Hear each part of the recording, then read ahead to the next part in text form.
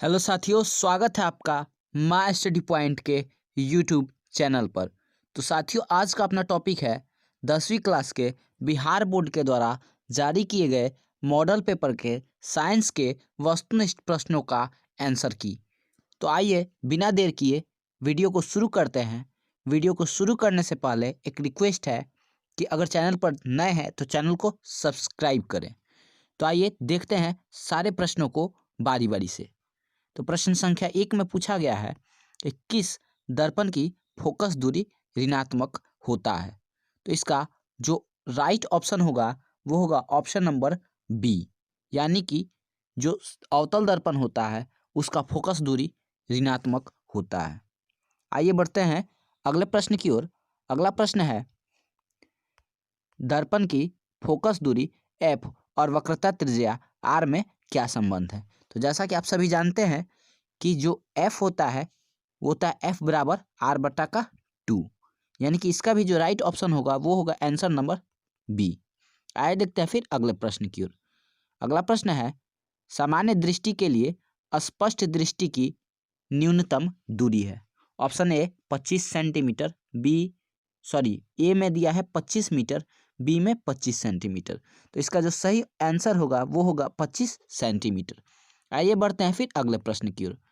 प्रश्न संख्या 4। प्रश्न संख्या 4 में पूछा गया है, श्वेत प्रकाश का कौन सा रंग किसी प्रिज्म से गुजरने के पश्चात सबसे कम झुकता है।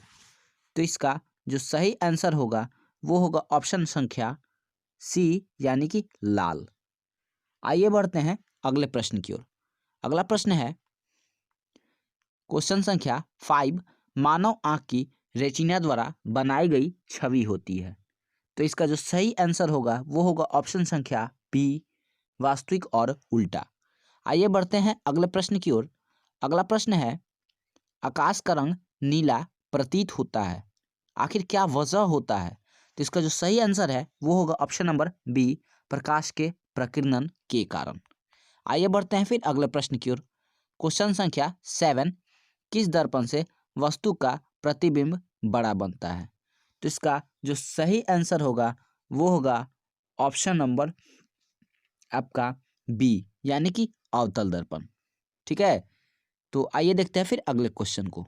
अगला क्वेश्चन है क्वेश्चन संख्या 8, निम्नलिखित में से कौन सा लेंस निकट दृष्टि दोष को ठीक करने के लिए उपयोग किया जाता है। तो इस क्वेश्चन का जो राइट आंसर होगा वो होगा ऑप्शन नंबर सी, अवतल लेंस। आइए बढ़ते हैं फिर अगले प्रश्न की ओर। अगला क्वेश्चन है क्वेश्चन संख्या 9, निम्नांकित में से कौन सा उपकरण विद्युत धारा की उपस्थिति को दर्शाता है। तो इसका right answer option A, galvanometer होगा। फिर आइए नेक्स्ट क्वेश्चन को देखते हैं। क्वेश्चन संख्या 10, दाएं हाथ के अंगूठे के नियम को किसने प्रतिपादित किया था। तो इसका राइट आंसर होगा ऑप्शन संख्या बी, फ्लेमिंग ने। आइए देखते हैं फिर अगले प्रश्न को। क्वेश्चन संख्या 11, विभवांतर का एस आई मात्रक होता है। तो विभवांतर का एस आई मात्रक आपका होता है वोल्ट। आइए देखते हैं क्वेश्चन संख्या 12। क्वेश्चन संख्या 12 में पूछा गया है, निम्नलिखित में से किस संयोजन द्वारा प्रतिरोध का मान बढ़ता है। ऑप्शन ए श्रेणी क्रम, बी समानांतर क्रम, यानी कि इसका जो सही आंसर होगा वो होगा ऑप्शन संख्या ए, श्रेणी क्रम में। आइए देखते हैं अगले क्वेश्चन को। क्वेश्चन संख्या अगला यानी कि क्वेश्चन संख्या 13, चुंबकीय बल रेखा की प्रकृति होती है। जो चुंबकीय बल रेखा की प्रकृति होती है वो होती है काल्पनिक, यानी कि 13 का ऑप्शन संख्या ए राइट आंसर होगा। आइए देखते हैं फिर अगले प्रश्न को। क्वेश्चन संख्या 14, 1 किलोवाट घंटा किसके बराबर होता है। तो इसका जो सही आंसर होगा वो होगा ऑप्शन नंबर सी, 3.6 गुने 10 के पावर 6 जूल। वैसे तो आपको यूट्यूब पर इसके सॉल्यूशन के बहुत सारे वीडियो मिल जाएंगे, लेकिन उसमें उन सारे सॉल्यूशन में बहुत सारा मिस्टेक भरा पड़ा है। ठीक है, भले ही देर सही, लेकिन ये जो सॉल्यूशन है 100% करेक्ट है। इसमें एक भी क्वेश्चन का आंसर ऐसा नहीं मिलेगा आपको जो गलत होगा। तो इसको जरूर एंड तक देखने का प्रयास करें। क्वेश्चन संख्या 15, नवीकरणीय ऊर्जा का स्रोत क्या है।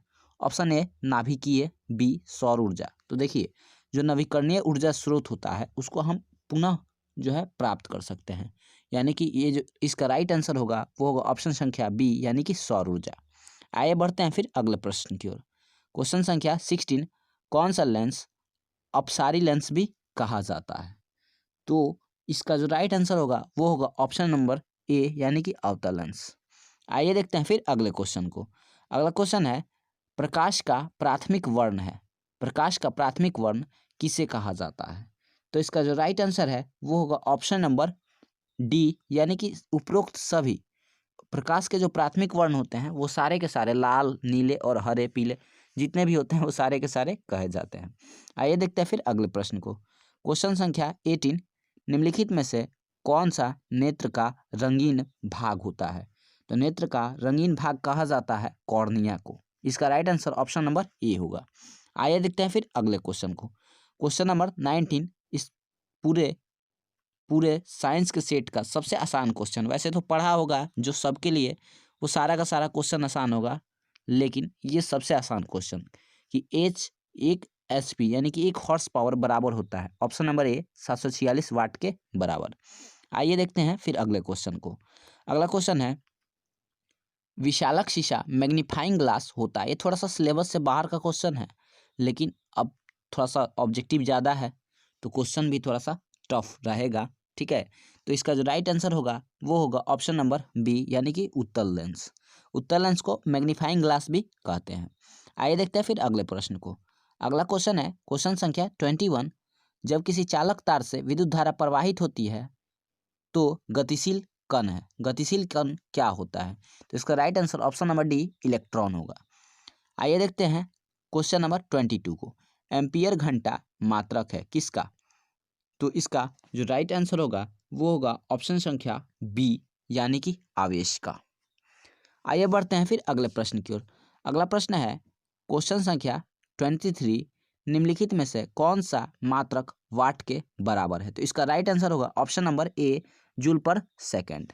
आइए देखते हैं फिर अगले क्वेश्चन को। क्वेश्चन संख्या 24, विद्युत धारा का मात्रक है option A ampere, B volt, C ohm D what.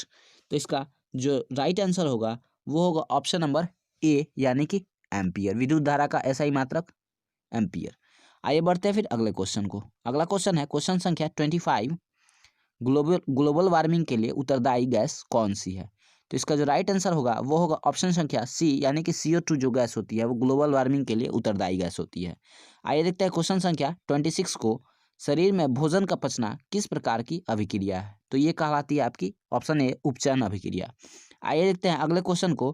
Question संख्या 27, कली चूना पर जब जल डाला जाता है तब अभिक्रिया होती है। तो इसका जो राइट आंसर होगा वो होगा ऑप्शन नंबर ए उष्मा क्षेपी अभिक्रिया। आइए देखते हैं फिर अगले प्रश्न को। क्वेश्चन संख्या 28, निम्नलिखित में से कौन सी सबसे अधिक अभिक्रियाशील है? और 4 ऑप्शन जो है दिया है CU, HG, AG and AU। तो इसका जो राइट आंसर होगा वो होगा आपका ऑप्शन नंबर सी यानी कि AG। आइए देखते हैं फिर अगले प्रश्न को। क्वेश्चन संख्या 29, चूना जल का रासायनिक सूत्र है। तो इसका राइट जो आंसर होगा वो होगा Ca इंटू OH के दी होल टू। आइए देखते हैं फिर अगला क्वेश्चन। क्वेश्चन संख्या आपका 30, कोई विलयन लाल लिटमस को नीला कर देता है तो उसका pH मान होगा। तो इसका जो राइट आंसर होगा वो होगा ऑप्शन नंबर ए और बी दोनों। इसको इस तरीके से भी याद रख सकते हैं कि अनील यानी कि अम्ल नीले लिटमस पत्र को लाल कर देता है। ठीक है, वैसे ही क्षार क्या कर देगा? लाल लिटमस पत्र को नीला कर देगा। ठीक है, तो आइए देखते हैं अगले क्वेश्चन को। क्वेश्चन संख्या 31, एल्काइन में कार्बन कार्बन के बीच कितने सहसंयोजक बंधन होते हैं? तो एल्काइन में कार्बन कार्बन के बीच 3 सहसंयोजक बंधन होते हैं, यानी कि इसका जो राइट आंसर होगा वो होगा ऑप्शन नंबर सी। आइए देखते हैं अगले क्वेश्चन को। क्वेश्चन संख्या 32, ग्लूकोज का आणविक सूत्र क्या है? तो ग्लूकोज का जो आणविक सूत्र होगा वो होगा ऑप्शन नंबर ए यानी कि C6H12O6। आइए देखते हैं फिर अगले क्वेश्चन को। क्वेश्चन संख्या 33, उच्च वसीय अम्ल के सोडियम लवण कहलाते हैं। बहुत ही इंपॉर्टेंट क्वेश्चन है। इसका जो राइट आंसर होगा वो होगा ऑप्शन नंबर ए यानी कि साबुन। आइए देखते हैं अगला क्वेश्चन है क्वेश्चन संख्या 34, -CHO अभिक्रियाशील मूलक को कहते हैं। तो इसको क्या कहा जाता है? तो इसका जो राइट आंसर होगा वो होगा ऑप्शन नंबर ए, एल्डिहाइड। ठीक है, आइए बढ़ते हैं फिर अगले प्रश्न की ओर। क्वेश्चन संख्या 35, आवर्त सारणी के किसी आवर्त में बाएं से दाएं जाने पर तत्व की परमाणु त्रिज्या क्या होती है? 35। ये भी बहुत इंपॉर्टेंट क्वेश्चन है। तो इसका जो राइट आंसर होगा ऑप्शन नंबर ए, घटती है। आवर्त सारणी में बाएं से दाएं जाने पर तत्वों की परमाणु त्रिज्या घटती है। आइए देखते हैं फिर अगले क्वेश्चन को। क्वेश्चन संख्या 36, निम्नांकित तत्वों को उसके अधातु के गुण के अनुसार बढ़ते क्रम में सजाए। तो ये दिया है आपका लिथियम, ऑक्सीजन, कार्बन। ठीक है, उसके बाद फिर इसमें बेरिलियम है और आपका एफ यानी कि फ्लोरीन है शायद। तो देखिए इसका जो सही क्रम होगा, वैसे तो मेरे को ध्यान नहीं आ रहा है। ठीक है, तो इसका राइट ऑप्शन बी ही होना चाहिए, लिथियम पहले आएगा। ठीक है, लिथियम जो है क्रम में सबसे पहले होगा। ठीक है, आई थिंक जो है इसको आप चेक कर लीजिएगा, अदरवाइज आपका ऑप्शन बी ही राइट हैगा। आइए देखते हैं क्वेश्चन नंबर 37 को। क्वेश्चन नंबर 37 दिया है, सिलिकॉन क्या है? तो सिलिकॉन, जैसा कि आप सभी जानते हैं, सिलिकॉन एक उपधातु है। सिलिकॉन जो है ना एक उपधातु है। कोई भी क्वेश्चन, ये क्वेश्चन इंपॉर्टेंट हो सकता है कि सिलिकॉन क्या है। तो सिलिकॉन एक उपधातु है। इसका राइट आंसर ऑप्शन सी होगा।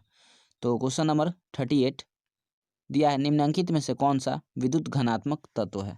ठीक है, तो क्वेश्चन नंबर 38 का जो राइट आंसर होगा वो होगा ऑप्शन नंबर सी, यानी कि Na, यानी कि सोडियम जो है घनात्मक तत्व कहलाता है।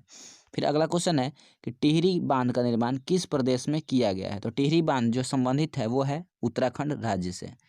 अगला क्वेश्चन है क्वेश्चन नंबर 40, निम्नलिखित में से किस धातु को केरोसिन में डुबोकर रखते हैं? तो केरोसिन में डुबोकर रखा जाने वाला जो धातु है वो है आपका सोडियम।